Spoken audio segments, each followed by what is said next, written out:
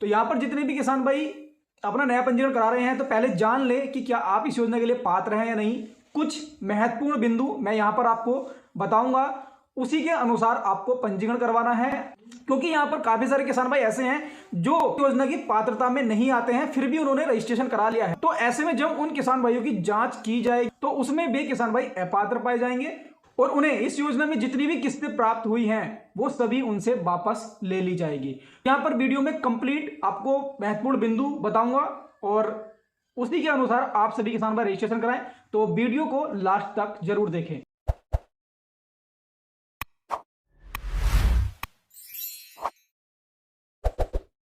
तो ये है आपके सामने महत्वपूर्ण बिंदु।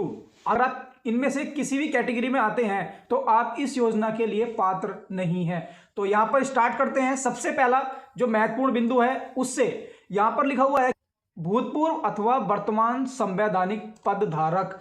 इसका मतलब है कि आप कोई संवैधानिक पद पर तो नहीं है। संवैधानिक पद मतलब जैसे कि विधायक, सांसद, एमएलए, तो इस तरह के पद पर अगर आप हैं और आपके पास खेती की जमीन है तो आप इस योजना के लिए पात्र नहीं हैं। तो संवैधानिक पद धारक वाले अपात्र हैं।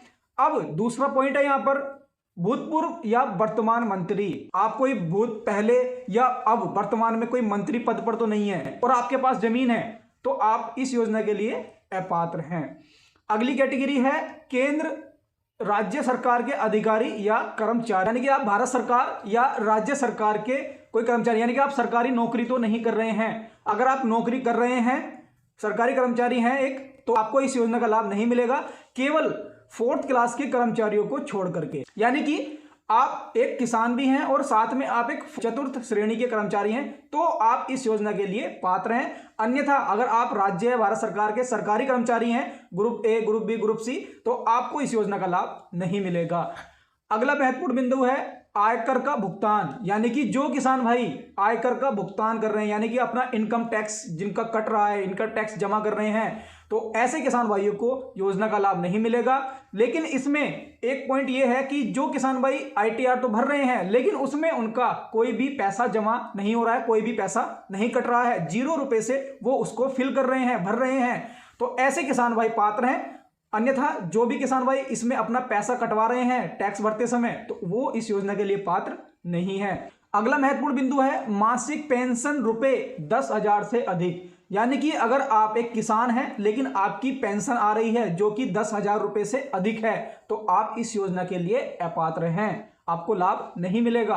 अगला महत्वपूर्ण बिंदु है पंजीकृत पेशेवर व्यक्ति। पंजीकृत पेशेवर व्यक्ति मतलब आप एक रजिस्टर्ड वकील, चार्टेड अकाउंटेंट और इंजीनियर आदि पंजीकृत पेशेवर व्यक्ति अगर आप हैं तो आपको इस योजना का लाभ नहीं दिया जाएगा। अगला महत्वपूर्ण बिंदु है कृषि योग्य भूमि जो कृषि से इतर प्रयोजन में है। इसका मतलब अगर आपके पास जमीन तो है खेती की लेकिन उसमें आप खेती नहीं कर रहे हैं, उसके अलावा आपने कोई अन्य व्यवसाय किया हुआ है, कोई अन्य काम उसमें कर रहे हैं, कोई फार्म खोला हुआ है, कोई फैक्ट्री खोली हुई है, तो खेती को छोड़ करके अगर आप किसी और चीज में उसका यूज कर रहे हैं तो आप इस योजना के लिए अपात्र हैं, आपको लाभ नहीं मिलेगा। अगला है महत्वपूर्ण बिंदु संस्थागत भूमि धारक। यानी कि आपको किसी संस्था ने जमीन दी है खेती की लेकिन वो आपके नाम नहीं है, वो संस्था के नाम है, आपके नाम वो जमीन नहीं है, तो आप इस योजना के अधिकारी नहीं है, आपको इस योजना का लाभ नहीं दिया जाएगा। तो ये जो ऑप्शन है परमानेंट डिलीट कर दिया है, ये उनके लिए है जो जिन्होंने अपना अपात्र होने के बाद भी रजिस्ट्रेशन करा लिया है, तो ये ऑप्शन उनके लिए है, ये पॉइंट से अलग है। अगला है इसमें परिवार में एक सदस्य ही पात्र, अन्य को अनुमन्य नहीं। इसका मतलब है कि पति पत्नी और नाबालिग बच्चे इनमें से केवल एक को लाभ मिलेगा। पति और पत्नी अगर दोनों के नाम ही जमीन है तो उनमें से एक किसान को ही लाभ दिया जाएगा, सबको लाभ नहीं मिलेगा। अगला है मृत्यु हो गई है, ये भी पॉइंट से अलग है। यहां पर है भूमिहीन किसान नहीं, भूमिहीन ओब्लिक किसान नहीं, तो इसका मतलब है कि किसान के पास जमीन ही नहीं है तो वो तो सीधी सी बात है अपात्र है। लेकिन बहुत से किसान भाइयों ने ऐसे भी पंजीकरण फर्जी करे हुए हैं तो उनसे पूरी वसूली की जाएगी। और लास्ट पॉइंट जो कि बहुत ही महत्वपूर्ण है, यहां पर 1 फरवरी 2019 के बाद भूमि की रजिस्ट्री कि अगर आपने अपनी भूमि की रजिस्ट्री, अगर आपने कोई जमीन खरीदी है और उसकी रजिस्ट्री फरवरी 2019 के बाद कराई है तो आप इस योजना के लिए अपात्र हैं, आपको लाभ नहीं मिलेगा। अगर आप 31 जनवरी 2019 तक भी आपने अपना बैनामा करा लिया है तो आप योजना के लिए पात्र हैं। तो ये महत्वपूर्ण बिंदु है। तो जो मैंने यहां पर आपको जानकारी दी है उसको ध्यान में रखते हुए ही आप अपना रजिस्ट्रेशन यहां पर कराएंगे। तो इन बिंदुओं की कैटेगरी में किसान भाई आ रहे हैं वो इस योजना में पंजीकरण ना कराएं।